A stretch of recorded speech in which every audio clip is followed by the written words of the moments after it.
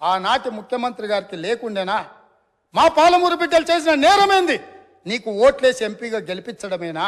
నిన్ను నమ్మి ఆర్జీఎస్ ప్రాజెక్టు ఈ రోజుకు ఇప్పటికీ పూర్తి కాలేదు.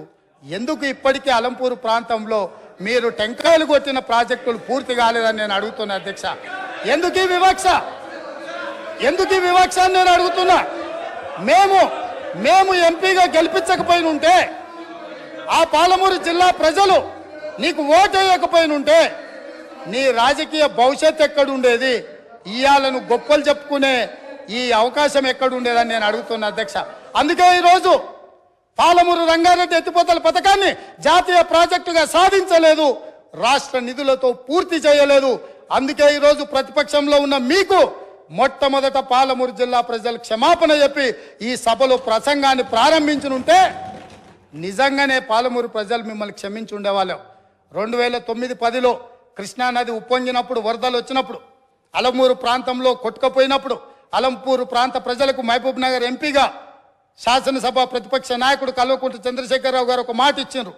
ఈ ప్రాంతం నిండా మునిగిపోయింది, మీ ఇండ్లన్నీ కొట్టుకుపోయినాయి, మీకు ప్రభుత్వం ఇండ్లు ఇప్పించకపోతే బంజారాహిల్స్ నందినగర్లో ఉన్న నా ఇల్లు అమ్మి మీకు ఇల్లు కట్టిస్తా అన్నాడు. మేము ఆయన ఇల్లు నమ్మి కట్టించమని మేము అడుగుతలేము అధ్యక్ష. కానీ ప్రభుత్వం వచ్చిన 10 ఏళ్లలో నువ్వు కట్టిస్తాన్న డబుల్ బెడ్రూమ్ ఇండ్లు ఆ అలంపూరు ప్రాంతంలో మునిగిపోయిన పేదలకు కట్టించి ఉంటే ఈరోజు నీకు ఇక్కడ నిలబడి మాట్లాడే అధికారము, అవకాశం ఉంటుండే. ఇవాళ అలంపూరు ప్రాంతంలో కనీసం ఆ ఇండ్లైనా కట్టించని పరిస్థితి ఈరోజు దాపరించింది. అదేవిధంగా మా పొన్నం ప్రభాకర్ గారు తెలుసు, మిడ్మానేరు ముంపు బాధితులకు కొన్ని సంవత్సరాలుగా వాళ్ళు పోరాటం చేస్తున్నారు, ఆరాట పడుతున్నారు. ఈ రాష్ట్రానికి ముఖ్యమంత్రి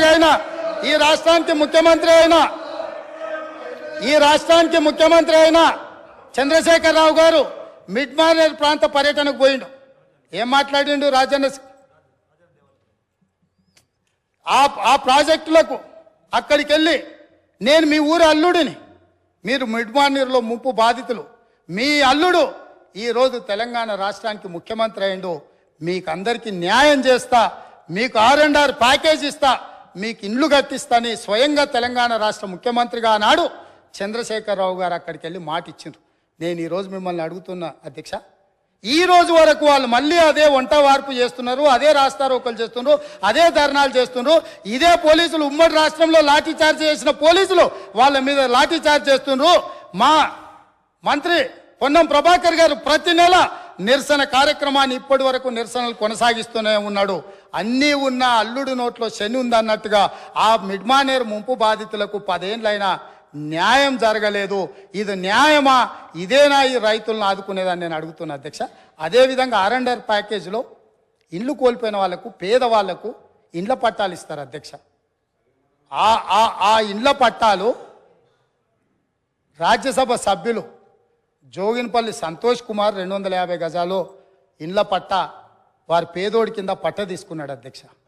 పర్ క్యాపిటా పెంచి, పవర్ పెంచి, శుద్ధమైన నీళ్లు ప్రతి ఇంటికి నల్లాతో ఇచ్చి, ఇవన్నీ చేసి తెలంగాణ సాధించుకొచ్చి అష్ట కష్టాలు పడి గత 25 సంవత్సరాలుగా ఒక యజ్ఞంలాగా దీన్ని తీసుకొని పోతా ఉంటే కాంగ్రెస్ పార్టీ నాయకులు మాట్లాడతారు అధ్యక్ష. కేసీఆర్కి పిండం పెడతాం, ఇవన్నీ చేసినందుకు నాకు పిండం పెట్టాలా? ఈ తిప్పల పడ్డందుకు ఆ పిండం పెట్టాలా? మీ వల్ల కాని పని, మీ నాయకులు ఎంతరో మంది ఎన్ని చూపి పారిపోయినటువంటి తెలంగాణ ఉద్యమాన్ని నేను భుజానేసుకొని అనేక కష్టాలు పడి దీక్షలు చేసి చివరికి నా చావు మీద తెచ్చుకునేంత ప్రయత్నంలో తెలంగాణ తెచ్చిపెడితే మీకు పిండం పెడతామంటే ఎవరు హర్షిస్తారు అధ్యక్ష? ఇదేనా సంస్కారం? ఇదొక పద్ధతి, ఇదొక పార్టీ, దీనికో లెక్కన? చాలా బాధ కలుగుతుంది అధ్యక్ష, దుఃఖం వస్తుంది. ఎందుకంటే ఏందని నాకు అర్థం కాదు. ఇది పూర్తిగా ఎటుపడతాడు, నోరుంది కదా అని విచ్చలవిడిగా మీ పార్టీల నియంత్రణ లేకపోవచ్చండి, కానీ సంఘం చూస్తుంది కదా, సమాజం చూస్తుంది కదా. నన్ను అడుగుతున్నారు మొన్న రాహుల్ గాంధీ ఏదో ఒక మాట అందరికీ మోడీ పేరేమున్నదంటే 2 సంవత్సరాల జైలు శిక్ష విధించారు అధ్యక్ష. అఫ్కోర్స్ నిన్న సుప్రీంకోర్టు స్టే ఇచ్చింది, సభ్యత్వం కూడా తీసేసిండ్రు. మేము ఆ చర్యలు తీసుకోలేమానండి? మేము తీసుకోకపోదుమా? మీరు ఏదో స్వేచ్ఛ కావాలి, స్వేచ్ఛ ఇచ్చినాం, మేము చాలా లిబరల్గా ఉంటున్నాం, డెమోక్రాటిక్గా ఉంటున్నాం, అన్ని రకాలుగా బాగుంటున్నాం. లేకపోతే మీరు అట్లా మాట్లాడిన దానికి మీ తాట తీసే పరిస్థితి ఇష్యూ కాదు కదా గవర్నమెంట్ అనుకుంటే. కానీ మీరంతా ఆ విధంగా ఇష్టం వచ్చిన అడ్డగోలు మాట్లాడినా మేము సంయమనం పాటిస్తున్నాం. మేము ఇది పోలీసులు ఉసుగొల్పుతలేం. ప్రజలే తీర్పు చెప్తారు రేపు పొద్దున అనే ఉద్దేశంతో మేము ముందుకు పోతా ఉన్నాం. కానీ బాధ మాత్రం కలుగుతుంది అధ్యక్ష. ఎక్కడ ఏం చేయని వాళ్ళు తెలంగాణ ఉద్యమం జరుగుతున్న దాని మీదకి తుపాకులు తీసుకొని పోయిన వాళ్ళు మాట్లాడతారు అధ్యక్ష. ఇలా రెండు పార్టీల అధ్యక్షులు అధ్యక్ష. కాంగ్రెస్ పార్టీ అధ్యక్షుడేమో రైఫిల్ తీసుకొని పోయిండు కరీంనగర్ జిల్లాకు, ఇంకో పార్టీ అధ్యక్షుడేమో అందరు రాజీనామా చేస్తుంటే ఆయన ఒక్కడు మాత్రం రాజీనామా చేయకుండా అమెరికాకు వాడిపోయింది అధ్యక్ష.